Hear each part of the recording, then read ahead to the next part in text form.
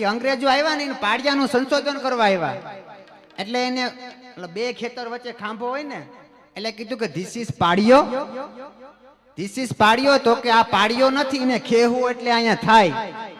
પણ સાહેબ એ અંગ્રેજો તરત પકડી લે.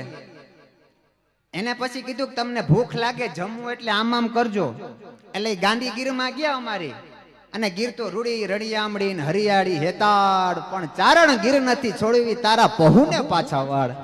એ ગાંધીગીરમાં ગયા અને આમ આમ કર્યું તો રોટલા ઉપર ડીસું તો હોય નહીં ગીરમાં માલધારી પાસે, એટલે રોટલા ઉપર ડુંગળી ને માખણ ને બધું આપ્યું તો એ ડુંગળી ને માખણ જમવાનું ખાઈ ગયા અને રોટલાનો ઘા કરી દીધો. This is dish.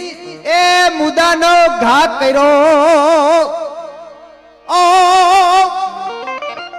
વિંધેલા વિંધાન વણ વિંધાવનમાં ફરે પણ તારું જંતર વગાડ મારો જીવતાન આત્મો ઠરા.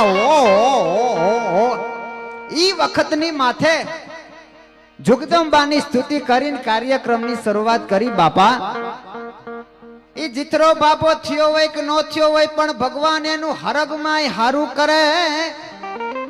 ઈ જીથરે ભાભે મને સતો કર્યો ને મેં જીથરા ભાભાને સતો કર્યો. ઈ કાંજી બુટા બારોટ